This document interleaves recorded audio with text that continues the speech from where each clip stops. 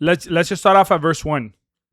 Let's start off at verse 1. It says, sometime later, God tested Abraham's faith. And by the way, the reason why I'm talking about randomly about Abraham and Genesis is because I was on the car ride home, and for some reason, and I heard it so clearly, and I had so much peace about me. I just knew it was Jesus speaking to me. He just wanted me to talk about the faith involving Abraham sacrificing his son Isaac. So I don't know if some of you guys have maybe been reading that or you guys have spoken about it lately, but for some reason God has just wanted me to speak about it, and like I'm telling you, it was very clear yesterday. And so yeah, we're going to read on it. So anyways, let's get started. So sometime later, God tested Abraham's faith. Abraham, God called. Yes, he replied, here I am. I mean, I wish some of us would reply like that, right? Like even me, when God calls me, yes, God, here I am. But we don't always reply like that. It says, take your son, your only son, yes, Isaac, whom you love so much, and go to the land of Moriah. Go and sacrifice him as a burnt offering on one of the mountains, which I will show you. Ready for this? The next morning, Abraham got up early. That's the next sentence. The next morning, Abraham got up early. I want you guys to notice how Abraham didn't say, God, are you sure? Or God, is that really you? Or God, can you give me a clear sign? Can you give me a clear sign that that is you? Notice how he jumped right into obedience. He didn't say nothing. He said, all right. And he jumped right into obedience. Some of us delay our obedience. Some of us delay our obedience by trying to hear God more. But it takes faith to hear God the first time, know that it's him, and obey him the first time. Delayed obedience, some of us know, I mean, I'm sure Nessa knows too, and Anto. Delayed obedience is still disobedience. If you take long to obey God, you are still disobeying him. You want to know why? I'll tell you why.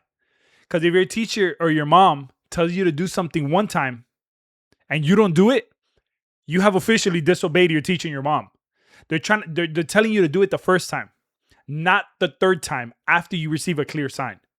So that's the first thing that I really want to point out. Delayed obedience delayed obedience is still disobedience. And Abraham picked up the knife to kill his son Isaac as a sacrifice. At that moment, the angel of the Lord called to him from heaven, Abraham, Abraham. Yes, Abraham replied, here I am. If only we would start answering that way more often. Don't lay a hand on the boy, the angel said. Do not hurt him in any way. For now I know that you truly fear God. You know what our problem is? And it sucks for some of us to hear this. Some of us don't fear God. Some of us do not have the fear of God in our hearts. And I want to really point this out for some of us. We have it all mistaken. We think that fearing God is trembling in terror because God is this scary man that wants to just hurt you and do nothing but wish the worst upon you. And we have it all wrong. As a matter of fact, on the complete opposite, God is so holy. He is so holy that fearing him is our best option.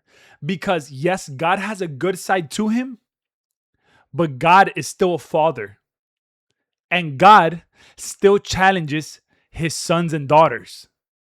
And he still tests us. And he still wants the best for us. Isaac wasn't a child either, so imagine his obedience to his father. He trusted his dad so much because he saw the relationship he had with God. Well, that's what I'm saying. Yeah, I read that somewhere too. Isaac was already older in age. So think of Isaac.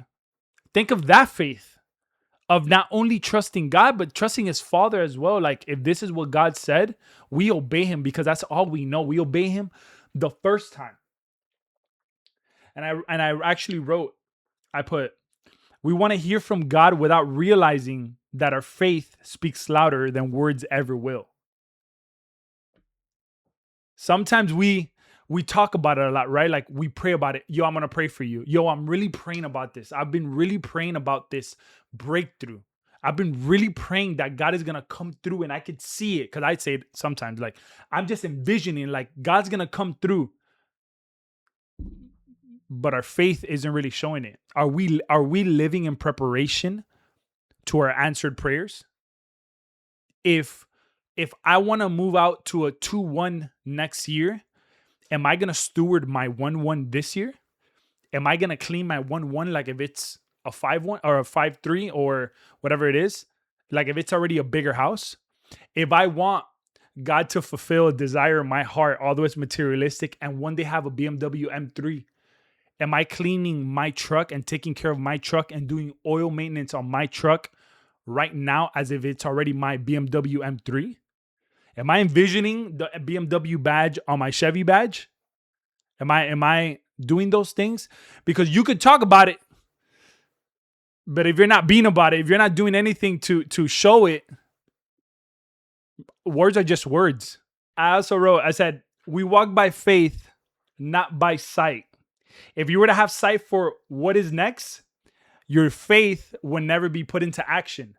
Because think about it. If God were to always just show you, hey, in a month from now, I'm gonna give you that job that you've been wanting, and I'm gonna give it to you. Don't lie. Are you gonna start slacking in your old job? You are. Why? And I know you are. I will too. How do I know that? Because that is our flesh. You don't gotta tell our flesh. You don't gotta show our flesh how to say no.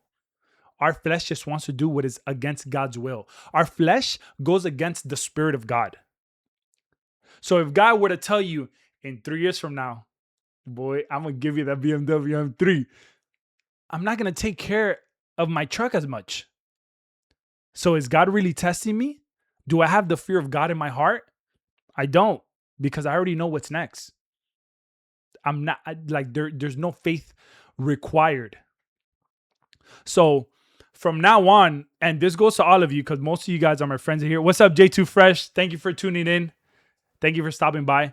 And this, most of you are my friend, or all of you are my friends in here. But whenever you guys tell me, yo, I'm really praying about this, I'm going to just ask you, like, what are you doing about it though? Like, what are you really doing about it? Oh no, because bro, like, I really want to pay my bills and all that.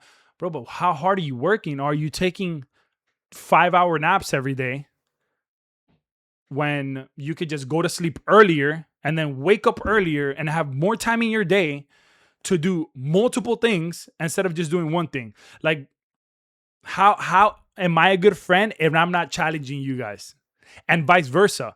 I really hope that I never talk to you guys and you guys are just yes man, because at that point you guys aren't helping me either. I like, at that point, and I hate to be so blunt, what are you guys being my friends for? Like, if we're not growing together and you guys are just telling me everything I want to hear, what are we doing? So yes, like, and this goes to me, by the way, I just want to really point out, I'm not trying to target anyone. I'm speaking to myself too. There's multiple things that I want to do, and I see myself working for my job. And after I'm done working for my job, I kind of take like this extended break where it lasts longer than it really should. And then I end up sometimes not even doing nothing the rest of the day. But I have so much faith for so many things, except I'm not showing it. Like, I'm not doing nothing about it. So now I ask you guys, what are you guys doing about it?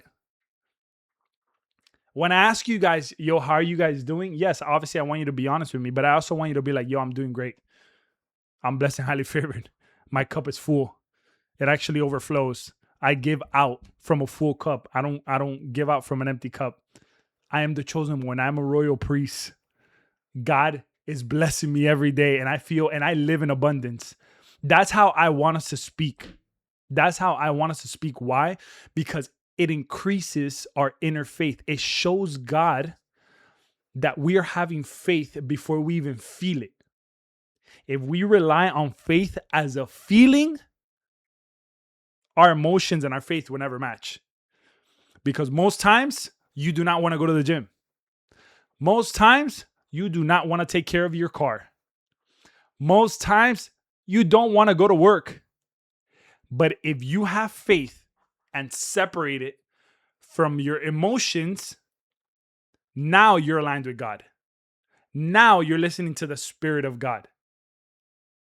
And I'm not saying that, some of us don't love our jobs and, like you guys get the point though. Like I'm saying on the bad days when you guys don't want to do it, stop letting your faith be the determining factor. Sorry, your emotions be the determining factor of your faith. Bro, talk about it even when you don't feel it. Yeah, bro, you're the head, not the tail. You're above, not below. Like God sends us so many reminders throughout the day, and we live our life in like almost like grasping for air. Like, I have to pay my bills. Bro, like I have so much work, bro. Like, I don't know what's next. Like, I'm so stressed. Bro, why are you even talking like that? So I went a little off course. This wasn't part of the Bible talk, but I'm kind of just letting the Spirit do his thing because I don't want to just keep being like so nice and like, and when I say nice, I'm talking about I don't want to just continue like telling you guys everything you want to hear when this life that we live isn't the easiest life to live. God never said it'll be easy. God said he'll be with you through the hard times. He never said he'll take the hard times away. So yeah, a lot of time we give our lives to Christ. It's like, I got no stress. I don't go through struggles anymore. Bro, what? As a matter of fact, ready for this? When you have a relationship with Jesus, you're going to face more struggle. You're going to face more stress and struggle if you call it struggle, right? Like it's your perspective, but you're going to go through more things because the enemy doesn't want to hear it. The enemy doesn't like that. So the enemy is going to poke you in places you've never been poked before. You're going to feel temptations you've never felt before. So, but there's something to that. I have good news for you. Now you have a father, you have a best friend that when you're going through it and all of us turn our backs on you, he never will. It is unconditional for him. It is unconditional for him. He wouldn't take his right hand off of your life just because you're going through a hard season and you're hard to handle. He's never going to do that. So, and now think of, and I'm sorry, I'm not reading the chat. I'm going to read it all now, I promise. But think of Abraham. Think of Abraham. Think of the life that he lived. Think of the obedience that he had to have. And thinking like, I didn't even do nothing wrong. Like, why would you make me? It wasn't none of that. It was, okay. Be more obedient because God is speaking to you. Eric, God's speaking to you. Eneso, God's speaking to you. Anto, every day, God's speaking to you. Gus, God is always speaking. Sometimes we're like, God, where'd you go? Oh, no. God never went anywhere. We left. We left. Remember, God comes after the one sheep. We don't go after him. He's always there. So I hope this spoke to someone because, I'm preaching to myself right now. I'm preaching to myself right now. And I know some of us need to hear it,